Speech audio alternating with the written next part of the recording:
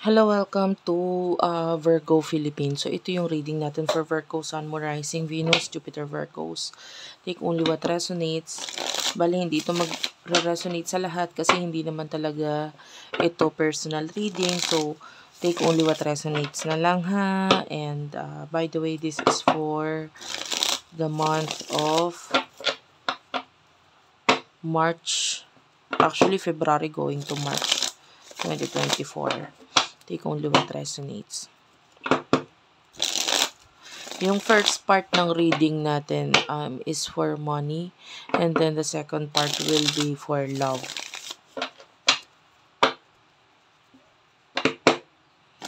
What do we have here for the sign of Virgo? Sun, Moon, Rising, Venus, Jupiter, Virgos. You do have here the Nine of Wands and the Knight of Pentacles for money, please, for Virgos. And the Two of Cups, one more card. The Two of Pentacles. Okay, for money, bottom of the deck, you do have here the Fool. I can see a new beginning dito pagdating sa money. No? For some of you, pwedeng something na pwedeng ito yung pina-priority mo ngayon. Or ito yung ipa-priority mo soon. Kasi pwedeng nangyari na dun sa iba, yung iba paparating pa lang. Nakakita tayo dito ng offer or maybe some kind of partnership, pwedeng ganun. Kaya lang, pwedeng may mga challenges, may problema, pwedeng ganun. With the Nine of Wands. I feel like gusto mong i-take or gusto mong kunin kung ano man itong offer or partnership na ito, but then, I feel like with the Fool, medyo may takot or may kaba ka rin kasi pwedeng mag-workout ba to? Magpupush through ba? Magagawa ko ba or mangyayari ba to? Magiging maganda ba yung outcome? For some of you, if this has something to do with partnership, nandun yung gusto mong mag-take ng risk. Pero, nagdadalawang isip ka pa rin kasi hindi mo sure kung magiging maganda ba yung kakalabasan nito. At saka isa pa, pwedeng may challenges. Pero yung iba sa inyo, it's just a better offer na maaaring hindi mo agad-agad ma-accept because pero ito yung pina-priority mo, gusto mong i-accept but then pwedeng hindi pa sapat kung ano man yung mga kailangan mong i-take ng risk dito sa bagay na ito.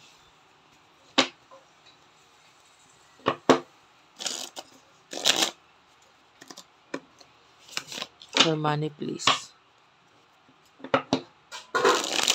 For money.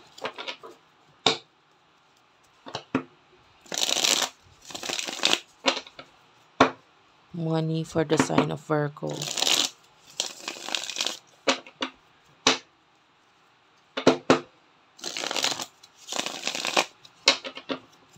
One last shuffle.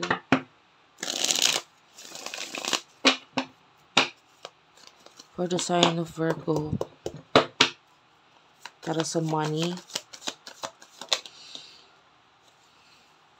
Messages for money. You do have the Seven of Swords. The Five of Wands. Three of Wands. And the King of Wands. Aries, Leo, Sagittarius. Gemini, Libra, Aquarius energy. Bottom of the deck is the Ace of Pentacles. If there's an offer sa'yo na pwedeng this is a better offer, nakikita natin ng possible na magkaroon ng pag-aaway, pagkakagulo, or hindi maayos dito. With the Five of Wands, it's like conflict, no? And with the Seven of Swords, nakikita natin magiging conflict yon, pero wala ka nang magagawa. For some of you, pwede tinanggap mo si offer or pwede tanggapin mo si offer, but it will create big change for you. With the Three of Wands, it's like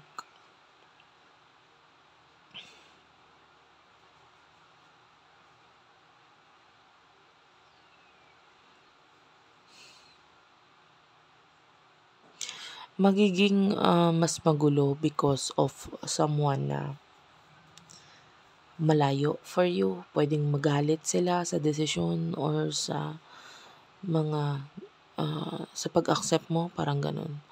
Ng, regarding this offer, pwedeng may magalit sa'yo dahil bakit mo ginawa yun, bakit mo tinanggap, bakit, etc. Kaya siya mas magiging magulo. And with the King of Wands, I feel like it is like a lesson for you. No? Whatever this new beginning, medyo magiging mahirap para sa'yo with the Ten of Wands. Nakita tayo ng obligasyon, responsibilidad at problema with the Nine of Swords. So, kailangan mong mag-temperance, which is maglaylo, maghinay-hinay, magnilay-nilay, huminahon. Yun ang kailangan mong gawin. Huwag ka magmadali pagdating sa isang desisyon. Kasi with the Seven of Pentacles, medyo steady or okay yung flow ng money. Pero, kung nandun na yung sitwasyon mo na okay naman, may hindi naman ganun kaglaki or kabilis yung growth ng money. Pero at least may growth. Kasi Seven of Pentacles, it's like waiting for a tree na magkaroon ng prutas, ng fruit. You know what I mean? Maaaring may growth pero hindi ganun kabilis. Maybe this situation right here, mas malaki yung growth na nakikita mo, kaya gusto mo i-grab yung opportunity. Pero, maaaring magkaroon ng problema at hindi magandang outcome kung ito ang gagawain mo. And, pagdating naman sa, if you're a businessman, businesswoman, I want to know kung ano yung messages for you.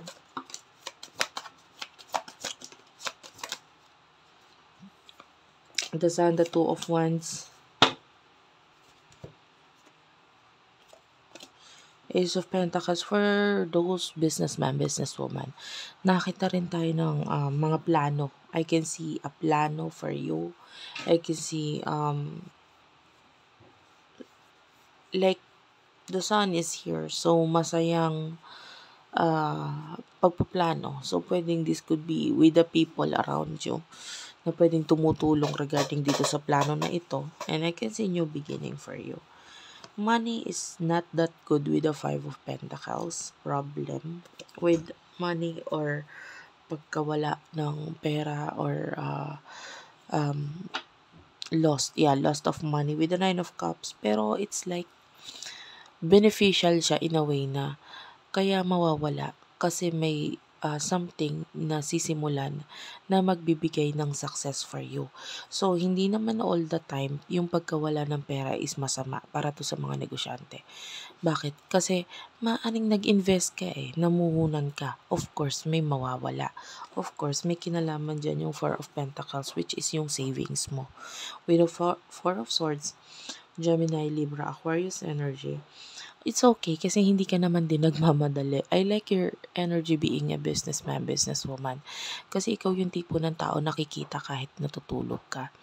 Ikaw yung tipo ng tao na nakakaipon ka kahit natutulog ka. And what does this means? Ibig sabihin, you're creating changes. Nakakagawa ka ng pagbabago kahit wala kang masyadong ginagawa. And it means pwedeng, if you're a businessman, businesswoman, magbibigay ng success kung ano man itong pagkawala ng pera, which is investment na ginagawa mo or binibigay mo kahit wala kang masyadong gawin. So, magandang investment kasi it's like a business na iba ang magtatrabaho for you. Okay? And tell me more, what is the outcome? Yeah, the outcome is the Queen of Wands. You know, this is a very nice queen. Same ito, or ang energy is the same as the Queen of Pentacles. The Queen of Wands. Kung makikita mo, nagsimula ako sa King of Wands. You are born businessman. And with the Queen of Wands, this is also a businesswoman or someone na magaling mag-advise financially. So, alam mo yung ginagawa mo eh. So, nakikita natin yung outcome nito is magiging maganda para sa'yo. Kasi alam mo yung ginagawa mo. Very challenging with the Eight of Wands.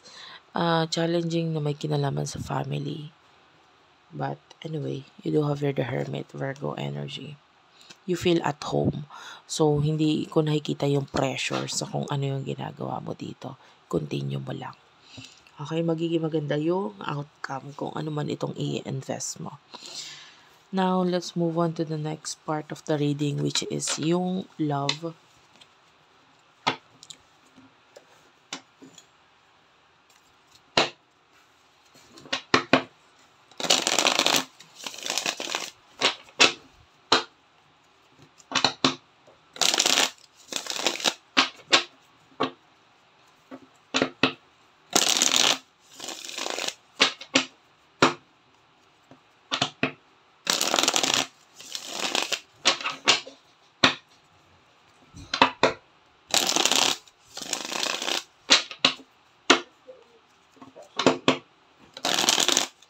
What do we have here for Virgo pagdating sa love? Knight of Swords. Nine of Swords. Nakakita ko dito ng maybe at problem with regards sa person na kakonect mo. For some of you with the death card, there's ending na nangyayari. Maybe ending of communication. Pero nakikita natin na masaya ka naman with the sun. Kumbaga, walang connection, walang communication. Maybe parang you love this person. Pero with the Six of Pentacles, nahulog ka sa kanya. Pwede ganun. Pero parang with the Nine of Wands, naging challenge lang siya sa buhay mo. Nakikita natin dito with the Knight of Swords, pilit mong tumatayo. Na parang, pwedeng dumaan itong taong ito sa buhay mo na nawala man or natapos man yung sa inyo, at least you're still happy. You're okay. Okay? Yeah.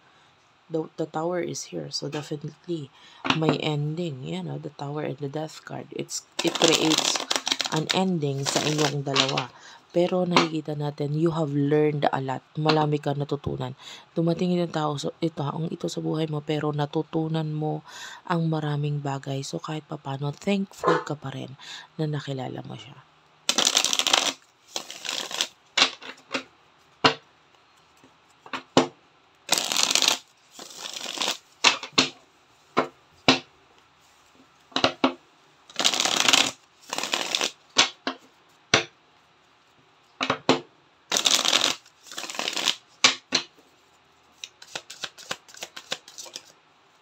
You over the Four of Wands, Five of Pentacles, Queen of Wands, Page of Wands. The Eight of Swords is here. If you are married, regardless kung ang marriage ninyo ay napilitan lang or you are stuck sa relationship na ito, nakakita tayo dito ng communication, magandang communication. Pero mas magwo-work out itong relationship na ito if someone here is makikinig sa advice. Nakakita tayo dito ng advice with the Queen of Wands.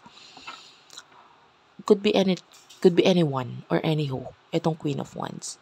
Nakakita tayo ng advice coming from the Queen of Wands. This is an advisor. Maybe someone, maybe a businessman, a businesswoman, maybe a person na medyo mature, or maybe a person na magaling mag-advise financially, pwedeng ganun. And maybe a very professional person, or could be anyone. Honestly, kahit sino ito, nakakita ko ng advice regarding sa relationship ninyo na parang kailangan mong sundin. No? And, or, sa mismong relationship ninyo, if you're married, no, nakita ko ng mga pag-advise na ginagawa mo or nung person mo, kailangan sundin kung ano yung advice na yun para maging mas maganda yung outcome. Nakikita natin with the page of wands yung kagandahan ng komunikasyon dito. Kaya lang, syempre, yung communication kailangan i-apply din. So, kung may pag-uusap regarding something na kailangan baguhin, kailangan, o mas maganda yung ganito, ganyan, pwedeng may kinalaman din sa money or what, kailangan sundin. Kasi ito naman talaga yung magbibigay ng mas matibay na pundasyon sa inyong dalawa. Okay?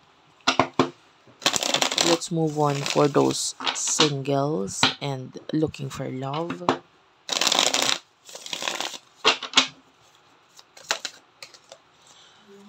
Queen of Pentacles, the Five of Wands is here. Singles looking for love. Two of Wands, Aries, Leo, Sagittarius, Taurus, Virgo, Capricorn. Bottom of the deck is the Ten of Cups, Cancer, Scorpio, Pisces.